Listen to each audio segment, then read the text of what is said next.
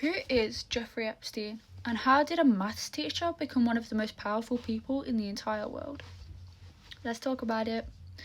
Jeffrey Epstein was born in 1953 in Brooklyn, New York, and grew up in a modest gated community near the Coney Island.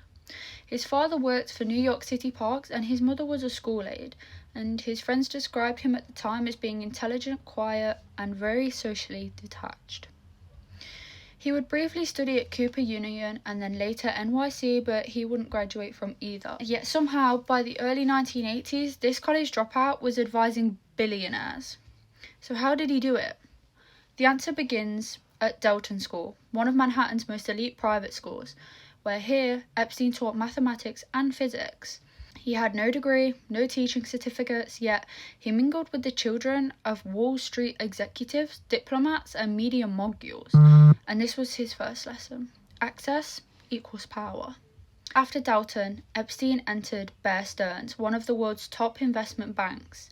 He specialised in complex finance structures for the ultra-wealthy clients, tax avoidance, offshore accounts, and wealth management. And he rose fast. But then in 1981, he left, and no one knows exactly why, but this was the start of Epstein's financial black box.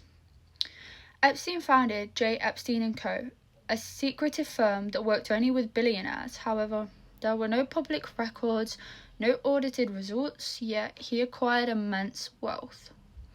And then came the defining relationship with Les Wexner, billionaire and founder of L Brands. Wexner gave Epstein extraordinary financial power, including power of attorney over his entire fortune. And Epstein suddenly had private jets, luxury homes, and influence that most people could only ever dream of. But money alone wasn't enough. Epstein needed legitimacy.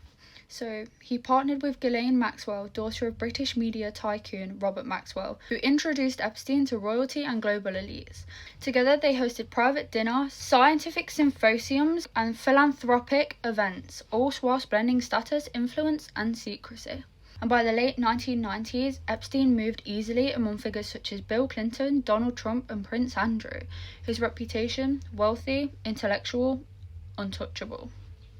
But behind this glittering lifestyle, there was a double life.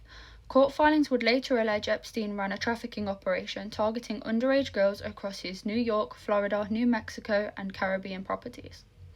For years, rumours circulated quietly until Palm Beach police received its first formal complaint in 2005.